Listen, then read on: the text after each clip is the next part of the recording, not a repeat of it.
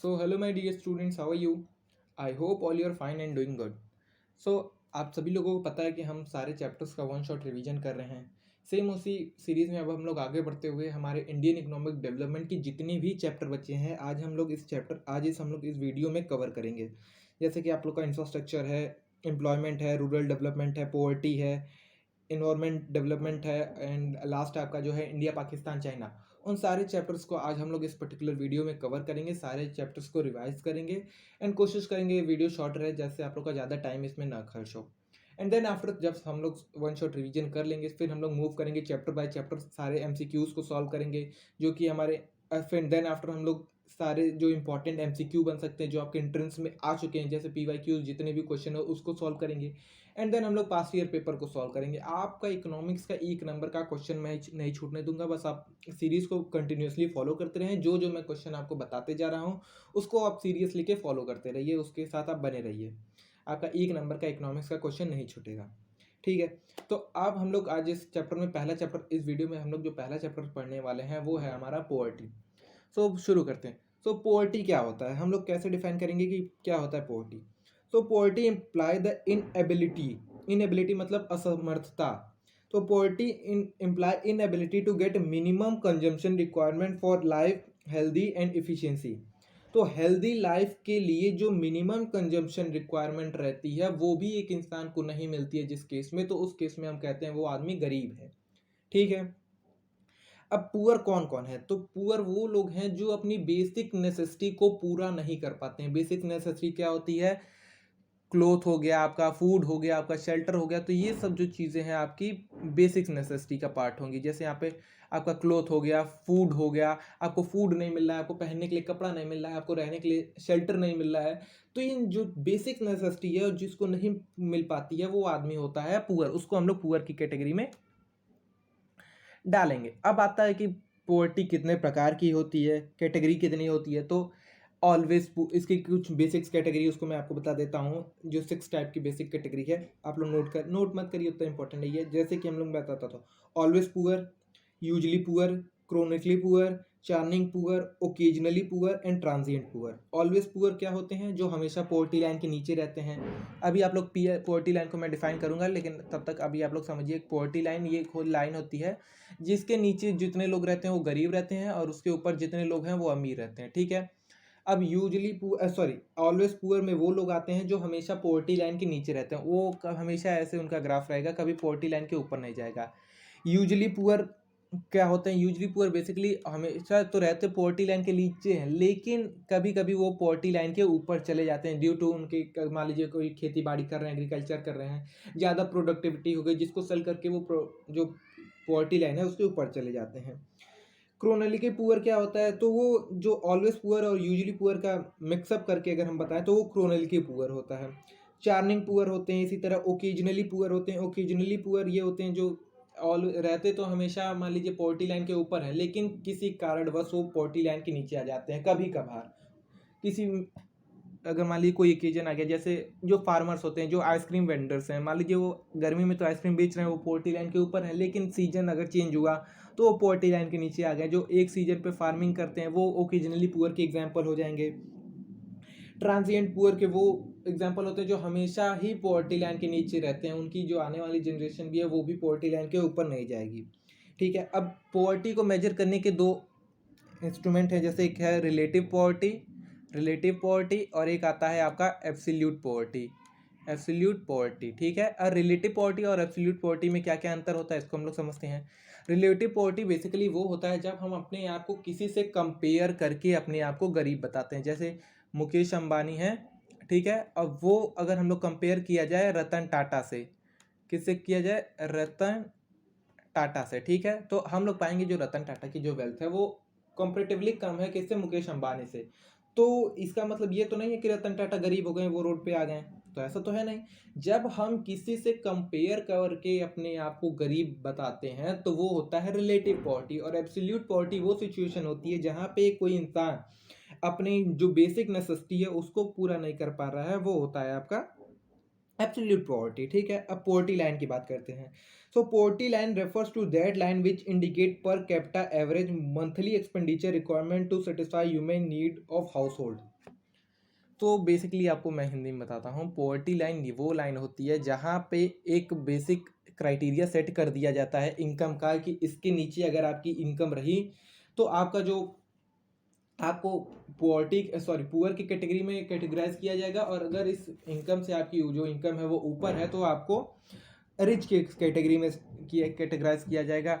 इसकी जो मान लीजिए कैलोरी के बेसिस पे होता है, जो अर्बन एरिया में कैलोरी रिक्वायरमेंट होता है वो 2400 होता है। ये क्वेश्चन आपका बनेगा एंट्रेंस एग्जाम में कि अर्बन एरिया में और रूरल एरिया में रिक्वायरमेंट कितनी रहती है कैलोरी की। तो रूरल एरिया में 2400 कैलोरी रिक्वायरमेंट रहती है, अर्बन एरिया में आपका जो कैलोरी रिक्वायरमेंट रहता है पर डे के हिसाब से वो 2100 रहता है। जो इसके नीचे कम कंज्यूम करिए वो पॉवर्टी लाइन के नीचे आता है, ठीक है। अब बात करते हैं कॉजेस क्या क्या है।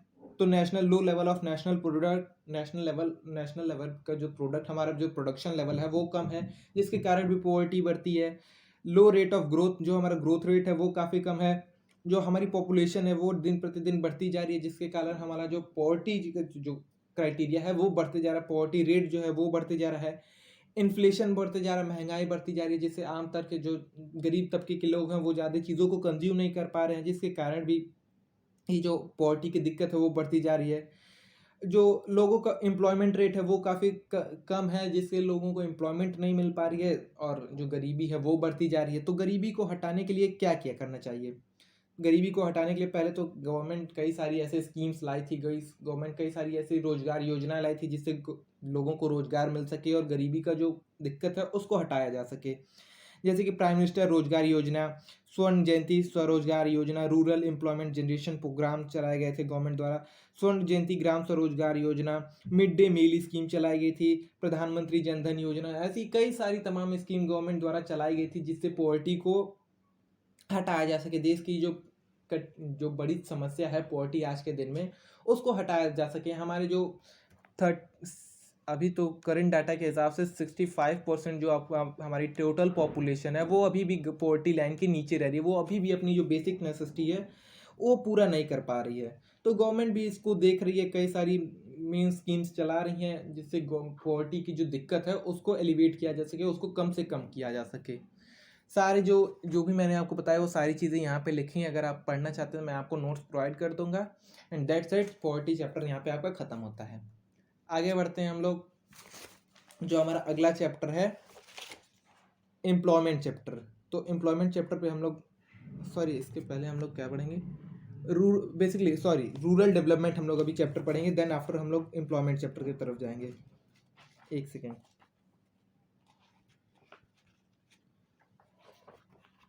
हाँ, शुरू करते हैं।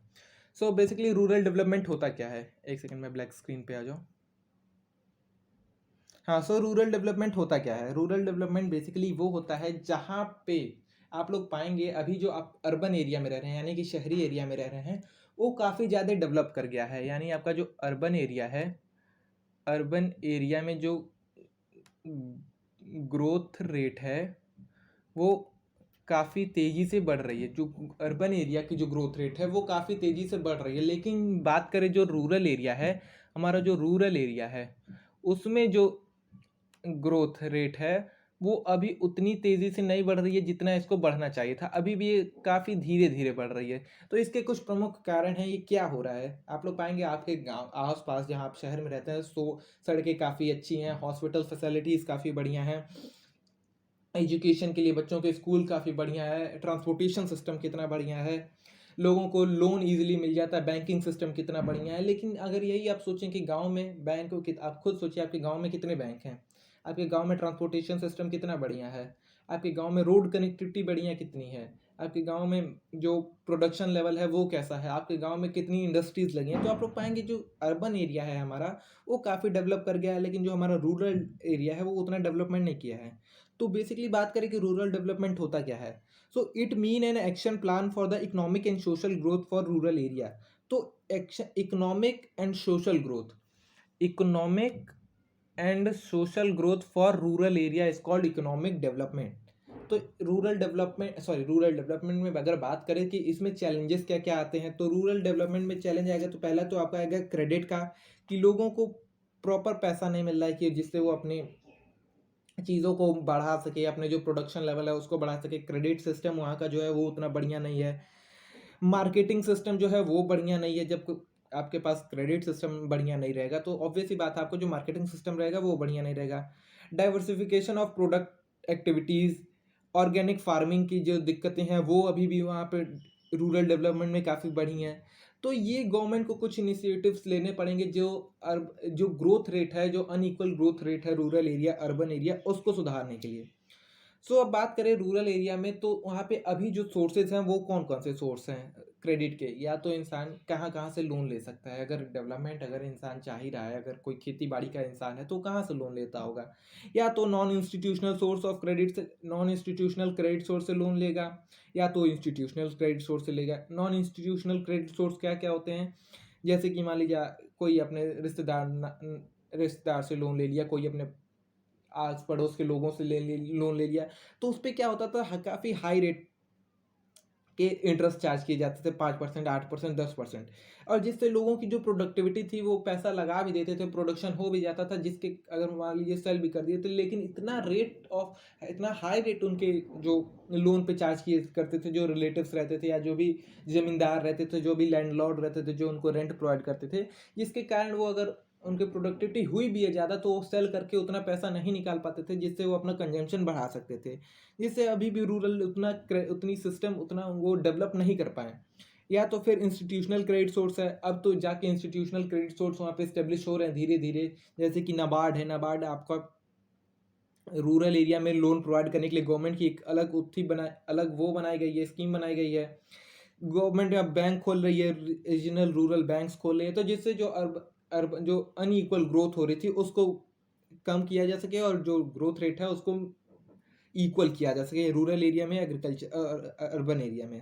बात करें एग्रीकल्चर मार्केटिंग क्या होता है, एग्रीकल्चर मार्केटिंग बेसिकली वो सिस्टम है जहाँ पे जो एग्रीकल्चर प्रोड्यूस होते हैं उसको जब हार्वेस्ट हो जाते हैं, खेत से कट जाते हैं, प्रोसेस हो जाता है, सारा कंप्लीट हो जाता है, खेत से कटने के बाद जब अनाज घर पे आ जाता है उसके बाद उसको सेल करना, उसको सेल करके एक जगह कलेक्ट करना, जो सेल कर रहा है उसको पैसा प्रोवाइड करना और फिर कलेक्ट करके मार्केट में सेल करना एग्रीकल्चर गुड्स को, उसको हम लोग कहते हैं एग्रीकल्चर मार्केटिंग। ठीक है। अल्टरनेटिव मार्केटिंग चैनल है, तो अल्टरनेटिव्स क्या क्या है इसके, या तो डायरेक्ट वो फार्मर खुद जाके सेल करे कंज्यूमर को, या तो वो मीडिएटर, जैसे कि अब आप लोग देखे होंगे कुछ लोग अनाज खरीदते हैं देन आफ्टर वो कहीं और बेचते हैं, तो वो उसको हम लोग मीडिएटर रोल में कहते हैं। या तो जो प्रोड्यूसर वो डायरेक्ट कंज्यूमर को खर्च स्पेंड करे या बेचे, एंड या तो वो मीडिएटर के थ्रू बेच सकता है। Diversification of productive activities, it implied shift of crop farming to non-farming areas of employment. Non-farming area of employment include animal husbandry, fisheries, horticulture, information technology. तो गवर्नमेंट भी जो है वो काफ़ी अथक प्रयास कर रही है जिससे यहाँ पे जो रूरल एरिया है वहाँ पे डेवलपमेंट किया जा सके, वहाँ से लोगों को फार्मिंग से शिफ्ट कर रही है दूसरे सेक्टर्स में, जैसे कि हमारा सेकेंडरी सेक्टर है, टेरिटरी सेक्टर है। सेकेंडरी सेक्टर जो हमारा है, अब उसमें जैसे सेकेंडरी सेक्टर की बात करें तो जो हमारा सर्विस प्रोवाइडर वाला है, टेरिटरी सेक्टर है, उसमें लोगों को शिफ्ट करिए ताकि वहाँ से भी रोजगार लोगों को प्रदान किया जा सके। डेयरी में शिफ्ट कर रही है, फिशरीज में शिफ्ट कर रही है, तो ये जो एनिमल हस्बेंड्री में शिफ्ट कर रही है, तो ये जो चीज़ें हैं यहाँ से भी गवर्नमेंट चाह रही है कि प्रोडक्शन लेवल को और बढ़ाया जा सके। गवर्नमेंट कई सारी स्कीम्स लाई, जैसे पॉवर्टी एलिवेशन प्रोग्राम ले आई, एग्रीकल्चर क्रेडिट प्रोवाइड की, डेवलपमेंट ऑफ ह्यूमन रिसोर्स के लिए भी काम कर रही है वहाँ पे, डेवलपमेंट ऑफ इंफ्रास्ट्रक्चर को डेवलप कर रही है, लैंड रिफॉर्म लाई। तो गवर्नमेंट की स्कीम्स भी काफ़ी कुछ गवर्नमेंट अपनी तरफ से भी कर रही है, जिससे ये जो ऑर्गेनिक फार्मिंग को इंट्रोड्यूस की, जिससे हमारा रूरल डेवलपमेंट हो सके। एग्रीकल्चर क्रेडिट मैंने बता दिया, सोर्स ऑफ एग्रीकल्चर क्रेडिट बता दिया, नॉन इंस्टीट्यूशनल, इंस्टीट्यूशनल। अब हमारे जो एग्रीकल्चर मार्केटिंग मैंने आपको बताई थी उसमें कुछ दिक्कतें हैं, कुछ उसके डेफिसिट्स हैं, तो वो क्या क्या है उसको आप लोग एक बार देख लीजिएगा, इंपॉर्टेंट नहीं है, मैं आपको नोट्स प्रोवाइड कर दूंगा, आप लोग अगर पढ़ना चाहें तो वहाँ से पढ़ सकते हैं। Measures taken for agriculture marketing को सुधारने के लिए कुछ मेजर्स लिए गए थे, वो कौन से हैं? मिनिमम सपोर्ट प्राइस है, सब्सिडी ट्रांसपोर्ट है, पब्लिक डिस्ट्रीब्यूशन सिस्टम को इंट्रोड्यूस किया गया, स्टैंडर्डाइजेशन एंड ग्रेडिंग की स्कीम इस स्टैंडर्डाइजेशन एंड ग्रेडिंग को इंट्रोड्यूस किया गया, रेगुलेट मार्केट को रेगुलेट किया गया। तो ये कुछ मेजर्स थे जो हमारे एग्रीकल्चर मार्केटिंग को सुधारने के लिए किए गए। रेगुलेटेड मार्केट है, कोऑपरेटिव एग्रीकल्चर मार्केटिंग सोसाइटी है। तो ये कुछ गवर्नमेंट के इनिशिएटिव्स थे जो गवर्नमेंट अपनी तरफ से इंट्रोड्यूस की थी रूरल डेवलपमेंट को बूस्ट करने के लिए। बात करें अगर मिनिमम सपोर्ट प्राइस एमएसपी क्या होता है, तो जब भी कोई आप अनाज बेचते हैं, कुछ भी अगर आप बेचते हैं, तो गवर्नमेंट जो आपको एक fix amount of rupees provide करती है, फंड प्रोवाइड करती है, तो उसको हम लोग बोलते हैं MSP, minimum support price. Subsidy, transport, ये सारी चीज़ें इंट्रोड्यूस की थी गवर्नमेंट जो है आपके रूरल डेवलपमेंट को बूस्ट करने के लिए। तो ये कुछ नोट्स हैं, आपको मैंने जो भी बताया वो सारी चीज़ें यहाँ पे लिखी हैं। डाइवर्सिफिकेशन ऑफ सस्टेनेबल डेवलपमेंट है यहाँ पे, ये तो आपका दूसरा चैप्टर यहाँ से शुरू हो जाएगा। हाँ, सो ये बेसिक चीज़ें थी आपकी आपके रूरल डेवलपमेंट को लेकर। दैट्स इट, इस चैप्टर में इतना ही था। मैं आपको वन शॉट रिवाइज कर रहा हूँ, तो जो जो इंपॉर्टेंट चीज़ें हैं वही चीज़ें मैं आपको बता रहा हूँ। इससे अगर आपको ब्रीफली पढ़ना है तो वो सारी चीज़ें आपको मैंने पहले प्रोवाइड कर दी हैं, आप वहाँ से जाकर देख सकते हैं। अब बात करते हैं एम्प्लॉयमेंट चैप्टर की। एम्प्लॉयमेंट क्या होता है? एम्प्लॉयमेंट बेसिकली वो होता है जहाँ पे आदमी इंगेज रहता है अपने डेली इनकम जनरेट करने के लिए, वो होता है एम्प्लॉयमेंट। आपको इसकी एग्जैक्ट डेफिनेशन बताता हूँ कि एम्प्लॉयमेंट एक्चुअल क्या होता है। पहले बात करते हैं एम्प्लॉयमेंट की डिफिनेशन पे जाने से पहले मैं आपको एम्प्लॉयमेंट का एक, जैसे आप सभी लोग जानते होंगे एम्प्लॉयमेंट होता क्या है, जहाँ पे इंसान वर्क कर रहा है अपने आप को, अपनी सैलरी पाने के लिए, अपने वेजेस पाने के लिए, तो होता है बेसिकली एम्प्लॉयमेंट। अब एम्प्लॉयमेंट की डिफिनेशन पे हम लोग बाद में जंप करेंगे, देन आप पहले उससे हम लोग डिस्कस कर लेते हैं कुछ इंपॉर्टेंट टर्म्स हैं, जैसे कि वर्कर्स है, सेल्फ एम्प्लॉयड है, अर्बन एरिया में सेल्फ एम्प्लॉयड रेट क्या है, रूरल एरिया में सेल्फ एम्प्लॉयड रेट क्या है, रूरल एरिया में कितने लोग खुद से काम करते हैं, सेल्फ एम्प्लॉयड हैं, वर्कर हैं। तो ये सारी चीज़ें हम लोग पहले डिस्कस कर लेते हैं। तो वर्कर क्या होता है? A worker is an individual who is some employment to earn a living. तो एक आदमी जो कहीं इंगेज है एम्प्लॉयमेंट में अपने पास इनकम जनरेट करने के लिए, वो होते हैं वर्कर। ठीक है, वर्कर कहीं पे इंगेज रहते हैं। ये देखिए पॉइंट आप लोग डिफरेंस करिएगा। वर्कर जो है वो कहीं और काम करते हैं, जो किसी के कंपनी में काम कर रहे हैं, किसी के फैक्ट्री में काम कर रहे हैं, किसी फैक्ट्री में एज अ लेबर काम कर रहे हैं, तो वो होते हैं वर्कर। सेल्फ एम्प्लॉयड क्या होते हैं? जो खुद के लिए काम करते हैं, जिसकी मान लीजिए खुद की कंपनी है, वो वहाँ पे काम कर रहे हैं, कोई अपना खुद का दुकान खोल के बैठा है, कोई अपनी फैक्ट्री लगा के बैठा है, तो वो खुद जहाँ पे काम कर रहा है वो होता है सेल्फ एम्प्लॉयड। तो यहाँ पे डिफिनेशन देखिए, employ specially one who does manual और नॉन एग्जीक्यूटिव वर्क। ठीक है, and self employed worker for oneself as a freelance और the owner of a business rather than for an employer. तो ये एम्प्लॉयर नहीं है, ये खुद वर्क करता है, अपनी कंपनी खोल दिया, अपनी दुकान खोल लिया, वो खुद यहाँ वर्क करने लगा आदमी, तो वो होता है सेल्फ एम्प्लॉयड। ठीक है, hired worker of two type, regular worker और कैजुअल वर्कर। जो हम लोग अगर हायर्ड वर्कर होते हैं, अगर किसी को किराए पे लेते हैं, हायर्ड वर्कर करते हैं, तो उसके दो काइंड्स होते हैं। एक होता है हमारा रेगुलर वर्कर होता है, एक होता है casual worker. Regular worker, casual worker क्या होता है, मैंने आपको जो प्रीवियस क्लास हमारी चली थी एम्प्लॉयमेंट के लिए, को उसमें मैंने आपको ब्रीफली बता दिया, आप लोग वहाँ से डिस्कस देख लीजिए। मैं आपको बस एक आइडिया दे रहा हूँ, वन शॉट रिवीजन कर रहा हूँ कि सारी चीज़ें आप रिकॉल कर सको। ठीक है, तो हायर्ड वर्कर हमारे कितने होते हैं? रेगुलर वर्कर होते हैं, कैजुअल वर्कर होते हैं। लेबर फोर्स क्या होती है कि एक कंट्री में जितने लोग काम करने के योग्य हैं और उनको काम करना चाह रहे हैं एट एग्जिस्टिंग वेज रेट, तो वो होती है हमारी लेबर फोर्स। वर्क फोर्स क्या होती है? जितने लोग काम कर रहे हैं। लेबर फोर्स होता है जितने लोग काम करना चाह रहे हैं, और वर्क फोर्स होता है जितने लोग काम कर रहे हैं। ठीक है, लेबर सप्लाई क्या होता है? तो लेबर सप्लाई ये होता है जितने लोग आपके एक्चुअल में काम करने के योग्य हैं और काम करना चाहते हैं, ये होता है हमारा लेबर सप्लाई। जॉबलेस ग्रोथ क्या होता है? तो हमारी कंट्री की ग्रोथ तो हो रही है, लेकिन जो हमारी अनएम्प्लॉयमेंट रेट है वो काफ़ी तेज़ी से बढ़ती जा रही है। यानी कि चीज़ें जो है हमारी टेक्निक्स आईटी सेक्टर पे ज़्यादा डिपेंड होते जा रही है, मशीन से प्रोडक्ट ज़्यादा बनते जा रहे हैं, जिससे हमारा जो अनएम्प्लॉयमेंट रेट है वो घटते जा रहा है, सॉरी बढ़ते जा रहा है। जो हमारे मान लीजिए एज एन एग्जांपल, किसी कंपनी में जो चीज़ें आदमी पहले प्रोड्यूस करते थे, जो चीज़ों को आदमी मशीन्स में काम करते थे, मशीन्स को ठीक करना, वो करना, सारी चीज़ें एक फैक्ट्री में आदमी काम करता है, वही सारे काम रोबोट से काम हो रहा है। तो ग्रोथ तो हमारी बढ़ रही है, लेकिन जो अनएम्प्लॉयमेंट रेट है वो काफ़ी तेज़ी से बढ़ती जा रही है। अब फॉर्मलाइजेशन ऑफ एम्प्लॉयमेंट, एम्प्लॉयमेंट में दो फॉर्मलाइजेशन होते हैं, एक फॉर्मल सेक्टर होता है, एक इनफॉर्मल सेक्टर होता है। फॉर्मल सेक्टर जहाँ पे आप गवर्नमेंट जॉब रहती है, आपकी जॉब सिक्योरिटी रहती है, वो होता है आपका फॉर्मल सेक्टर। इनफॉर्मल सेक्टर जहाँ पे आपकी जॉब सिक्योरिटी नहीं रहती, आपको कभी भी काम से निकाला जा सकता है, ये होता है आपका इनफॉर्मल सेक्टर। तो वही सारी चीज़ें यहाँ पे लिखी हैं, आप लोग देख लीजिएगा। एंड बात करें कि हमारे यहाँ पे एम्प्लॉयमेंट कितनी टाइप की होती है, तो हिडन अनएम्प्लॉयमेंट है, सीजनल अनएम्प्लॉयमेंट है, स्ट्रक्चरल अनएम्प्लॉयमेंट है, साइक्लिकल एम्प्लॉयमेंट है, एजुकेटेड अनएम्प्लॉयमेंट है, ओपन एम्प्लॉयमेंट है एंड फिक्शनल एम्प्लॉयमेंट है। दो तीन इंपॉर्टेंट है, मैं आपको अंडरलाइन करता हूँ। हिडन एम्प्लॉयमेंट जिसको हम लोग कहते हैं सॉरी एक सेकेंड बताता हूँ।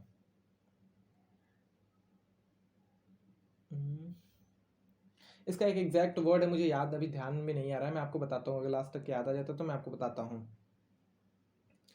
हैं तो बात करें अगर स्ट्रक्चरल अनएम्प्लॉयमेंट बेसिकली ये होता है कि कोई मान लीजिए वही ग्रोथ वाला मैंने आपको एग्जांपल दिया, जैसे कि यहाँ पे ग्रोथ हो रही है लेकिन हमारा जो अनएम्प्लॉयमेंट रेट है वो काफ़ी तेज़ी से बढ़ता जा रहा है।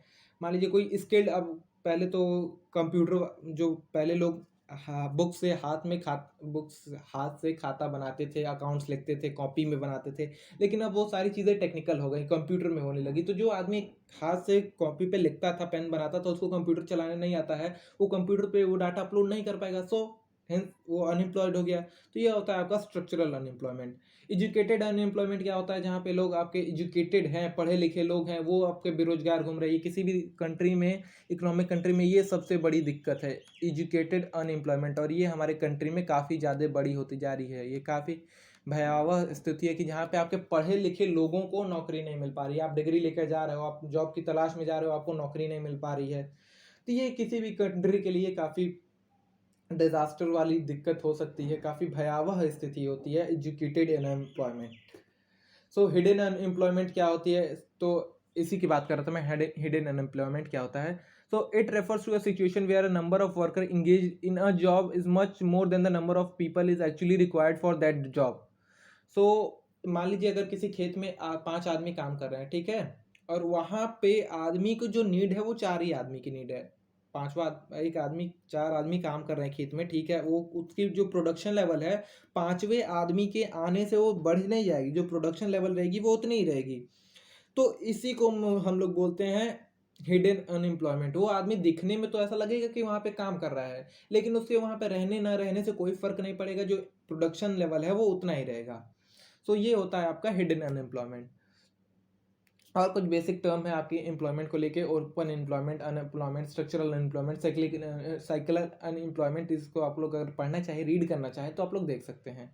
कॉजेज ऑफ अनएम्प्लॉयमेंट क्या क्या हो सकते हैं, तो slow rate of economic growth है वो स्लो है, जिसके कारण अनएम्प्लॉयमेंट बढ़ता जा रहा है। पॉपुलेशन एक्सप्लोजन, पॉपुलेशन हमारी बढ़ती जा रही है, जिसके कारण भी अनएम्प्लॉयमेंट बढ़ती जा रही है। पॉपुलेशन अगर मान लीजिए जॉब क्रिएट हो भी रही है तो भी हमारी पॉपुलेशन इतनी तेजी से बढ़ती जा रही है, जो हमारा जॉब क्रिएट हो रहा है वो काफ़ी उतना इनफ नहीं पड़ पा रहा है लोगों को फुलफिल करने के लिए, लोगों के लिए। तो ये होती है हमारी पॉपुलेशन की वजह से भी जो हमारा अनएम्प्लॉयमेंट है वो काफ़ी तेज़ी से बढ़ता जा रहा है। डिफेक्टिव एजुकेशन सिस्टम, ये मेजर कॉज है आपके अनएम्प्लॉयमेंट के बढ़ने का, डिफेक्टिव एजुकेशन सिस्टम। तो डिफेक्टिव एजुकेशन सिस्टम क्या है, सो इसमें हमारी जो एजुकेशन सिस्टम है वो हमें इस तरह से प्रोवाइड की जा रही है, ताकि हमें एज अ डिग्री प्रोवाइड की जा रही है, एजुकेशन के नाम पे बस हमें डिग्री प्रोवाइड की जा रही है। डिग्री प्रोवाइड करने से जो हमें एज अ डिग्री तो मिल जा रही है, लेकिन जो हमारा नॉलेज होना चाहिए, नॉलेज बढ़ना चाहिए, वो नॉलेज नहीं बढ़ रहा है। जो किसी काम को करने के लिए हमें नॉलेज की रिक्वायरमेंट है वो नहीं मिल पा रही है, जिसके कारण ये जो अनएम्प्लॉयमेंट रेट है वो काफ़ी तेज़ी से बढ़ता जा रहा है। फॉल्ट प्लानिंग, तो ये भी एक मेजर कॉज है आपके अनएम्प्लॉयमेंट के बढ़ने का। Excessive use of foreign technology का ज़्यादा यूज़ कर रहे हैं।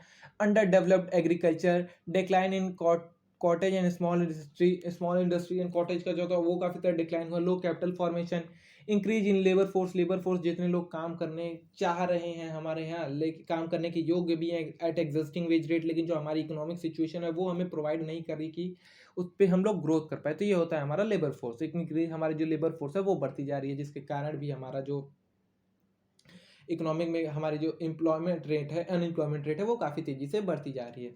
जो भी पॉइंट मैंने बताया आपको वहाँ पे लाइन बाय लाइन मेंशन है, अगर मैं आपको नोट्स प्रोवाइड कर दूंगा, आप लोग एक बार रीड कर लीजिएगा इसको। सो यहाँ पे आपका एम्प्लॉयमेंट चैप्टर भी खत्म हुआ। अब हम लोग बढ़ते हैं हमारे इन्वायरमेंट चैप्टर की तरफ, जो कि हमारा सेकेंड लास्ट चैप्टर है। देन आफ्टर इसके बाद हम लोग पढ़ेंगे हमारा जो इंडिया पाकिस्तान चाइना वाला चैप्टर है वो पढ़ेंगे। सो बात करें इन्वायरमेंट क्या होता है, इन्वायरमेंट क्या होता है? तो जो भी हमारे सराउंडिंग में हम अपने आस-पास जो भी चीज़ें देख रहे हैं, वो सारी चीज़ें इन्वायरमेंट का पार्ट हैं। चाहे वो लिविंग थिंग हो, चाहे नॉन लिविंग थिंग हो, चाहे कोई भी चीज़ हमारे सराउंडिंग, हमारे लाइफ सर्कल को एनहांस करने में जो भी चीज़ें हेल्प कर रही हैं, वो सारी चीज़ें हमारे इन्वायरमेंट का पार्ट हो गई। चाहे वो बायोटिक हो, चाहे एबायोटिक हो। बायोटिक क्या-क्या आएगा? हमारे बर्ड आएगी, प्लांट आएँगे, ह्यूमन आएँगे, जितने भी लिविंग थिंग्स हैं वो हमारे बायोटिक का पार्ट होंगे। जितने भी नॉन लिविंग थिंग्स हैं वो हमारे एबायोटिक का पार्ट होंगे। एबायोटिक में कौन-कौन सा आएगा? जैसे एयर आ गया, वाटर आ गया, लैंड आ गया, और भी जितनी चीज़ें हमारी नॉन लिविंग थिंग्स हैं जो हमारी लाइफ को एनहांस करने में सपोर्ट कर रही हैं, वो सारी हमारी नॉन लिविंग थिंग्स का पार्ट होगी। अब बात करते हैं फंक्शंस ऑफ एनवायरनमेंट क्या-क्या है। तो हमारे एनवायरनमेंट का क्या-क्या फंक्शन है? आप लोग खुद सोचिए कि हम एनवायरनमेंट में जिसमें रह रहे हैं, तो वहाँ का हमारे क्या-क्या फंक्शन है? ये हमारे एनवायरनमेंट पे क्या हमारी चीज़ों को क्या-क्या हेल्प करता है, क्या-क्या हमें प्रोवाइड करता है, वो सारी चीज़ें आप लोग यहाँ पे मेंशन करिए। तो इन्वायरमेंट बेसिकली सबसे देखिए, अगर मैं जो भी आपको पढ़ा देता हूँ, जो भी आपको बता देता हूँ, जब तक आप खुद से नहीं सोचेंगे, खुद में दिमाग में रिकॉल नहीं करेंगे, तो अब तक आपको कुछ भी समझ नहीं आएगा। कुछ भी आपको कोई भी, मैं कितना भी एक वन शॉट रिवीजन करा दूँ, पूरे चैप्टर को फिर से पढ़ा दूँ, तो भी लेकिन जब तक आप खुद में दिमाग में नहीं लगाएँगे, खुद में दिमाग में नहीं सोचेंगे, तो आपको चीज़ें नहीं समझ में आएँगी। तो बात करते हैं एनवायरनमेंट हमारे फंक्शंस क्या-क्या हैं हमारे एनवायरनमेंट के।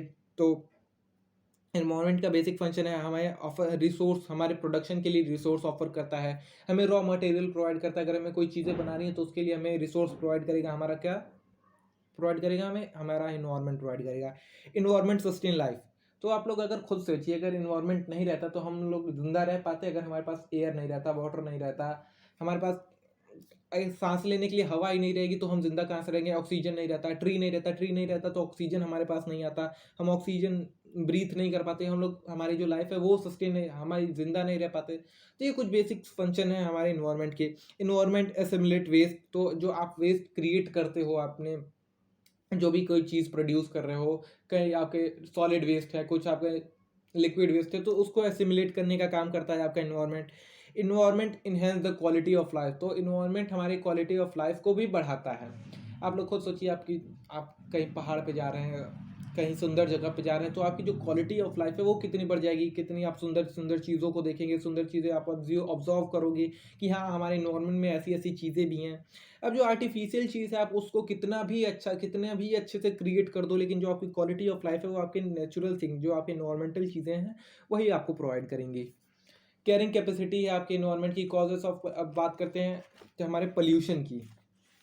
इन्वायरमेंट की तो हमने बात कर ली कि हाँ, इन्वायरमेंट बहुत अच्छा है। एब्जॉर्बेंट, हमारे एब्जॉर्बेंट कैरिंग कैपेसिटी है, एब्जॉर्प्शन कैपेसिटी है, ये सारी चीज़ें हमें प्रोवाइड करता है हमारा environment. Enhance quality of life, तो ये सारी चीज़ें उसके फंक्शंस हो गए। ठीक है, अब हम लोग बात करते हैं हमारे पॉल्यूशंस की।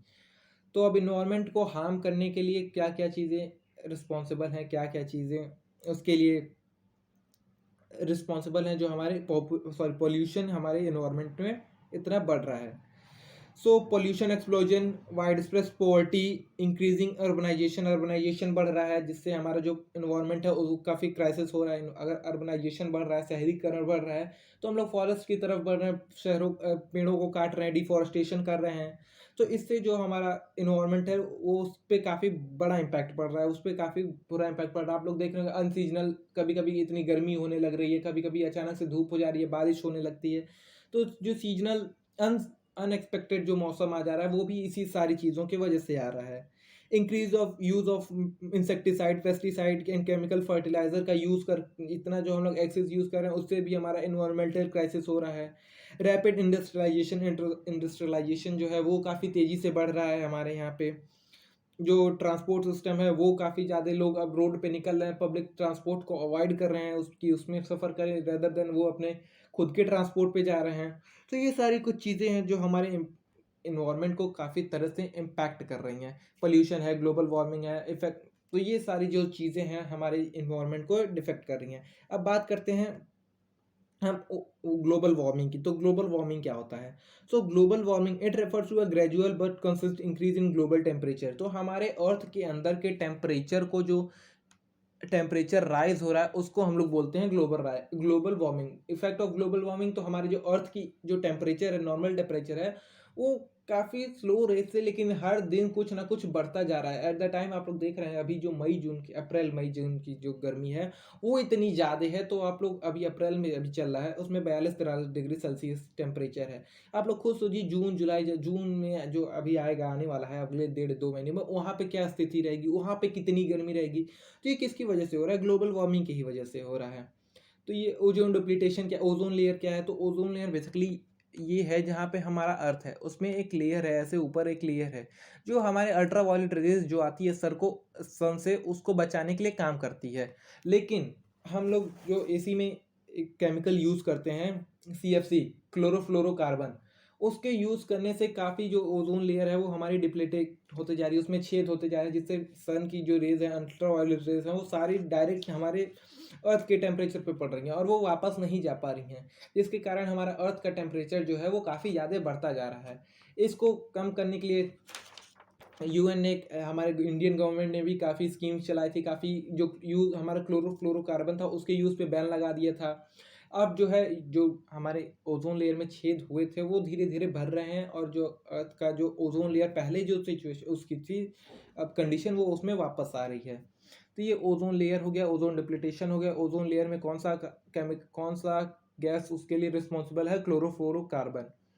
Challenges of Indian Indian environment, तो इंडियन इन्वायरमेंट में कौन कौन से चैलेंजेस है? डिफॉरेस्टेशन है, लैंड डिग्रेडेशन है, सॉइल इरोजन है, बायोडिवर्सिटी लॉस है, एयर पोल्यूशन है, मैनेजमेंट ऑफ फ्रेश वाटर। तो ये कुछ मेजर्स कॉज हैं हमारे इंडियन इन्वायरमेंट को लेके। दैट्स इट, आपका इंडियन इन्वायरमेंट चैप्टर भी अब खत्म हुआ।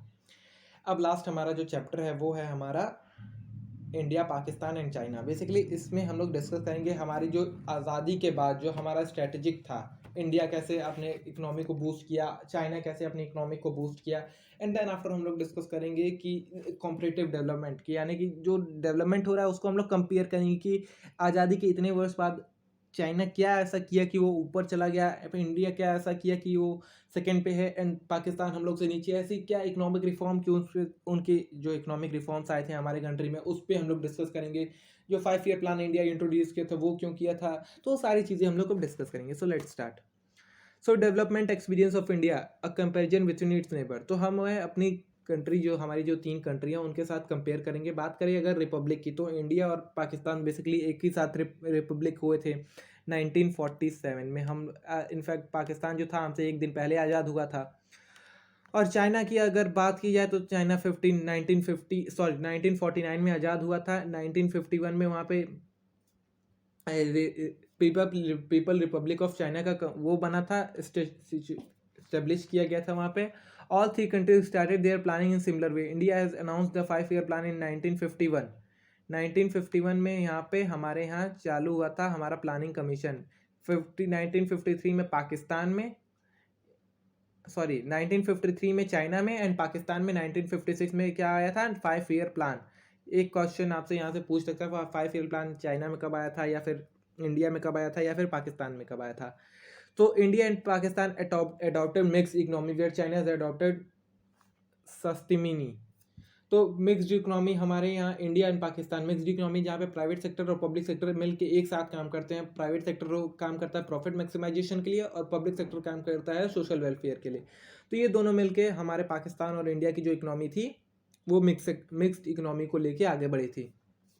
ठीक है, तो डेवलपमेंट स्ट्रेटजी कुछ पाकिस्तान की भी थी, अलग थी, कुछ इंडिया की भी अलग थी, एंड चाइना की भी अलग थी। चाइना अपना ग्रेट लीप फॉरवर्ड लाया था, जिससे वो अपनी इकोनॉमिक में काफ़ी बूस्ट करने के लिए इकोनॉमिक, सॉरी एक second, so economic of India and China and Pakistan की हम लोग बात कर रहे हैं। इकोनॉमिक रिफॉर्म कब आया था? मैंने आपको बताया कि इकोनॉमिक रिफॉर्म इंडिया में अभी चाइना में आया था 1978 में। इकोनॉमिक रिफॉर्म की बात कर सकता है। जो इंपॉर्टेंट इससे डाटा बेसिक क्वेश्चन आपका आएगा, डायरेक्ट ऐसे नहीं आएगा। 1978 में चाइना में आया था इकोनॉमिक रिफॉर्म, पाकिस्तान में आया था 1988 में, और 1991 में आया था हमारे इंडिया में। जीडीपी ग्रोथ की बात अगर हम लोग अब कंपेयर के हिसाब से बात करें कि कंपेयर कर रहे हैं, जैसे चाइना पाकिस्तान इंडिया की हम लोग बात कर रहे हैं, तो चाइना रिफॉर्म फेज 2 फेज में आया था चाइना में। The initial phase reform was initiated in agriculture. Initial जो फेज था वो एग्रीकल्चर पे था, फॉरेन ट्रेड पे था, एंड इन्वेस्टमेंट सेक्टर पे था।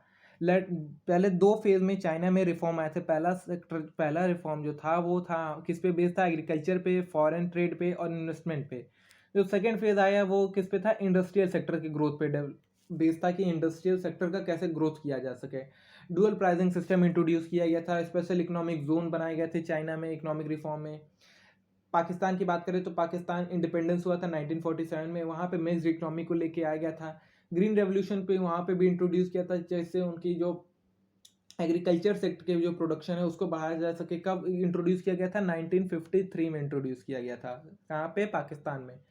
Development policy after independence Pakistan introduce import substitution tariff protection and for manufacturing for consumer good and so on। So Pakistan introduce किया था क्या? Substitution tariff and protection for manufacturing for consumer goods and services goods and so on. So जैसे India के goods domestic consumer and producer को बचाने के लिए government काफ़ी हाई टैक्सेस लगा रही थी हमारे एक्सपोर्ट एंड इम्पोर्ट पे, सेम उसी तरह पाकिस्तान गवर्नमेंट भी यही चीज़ अपने जो डोमेस्टिक प्रोड्यूसर थे उनको बचाने के लिए इंट्रोड्यूस की थी।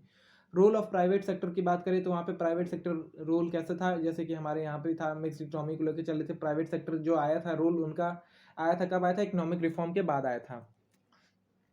तो ये कुछ आपको जो डेमोग्राफिक्स इंडिकेटर है, मैंने आपको जो ये डाटा बेस्ड क्वेश्चन कराया उसमें सारी चीज़ें इसके बारे में बता दी हैं कि हमारा इंडिकेटर क्या, डेमोग्राफिक इंडिकेटर क्या था, सेक्स रेशियो क्या था, पॉपुलेशन ग्रोथ रेट क्या था, पॉपुलेशन डेंसिटी क्या थी।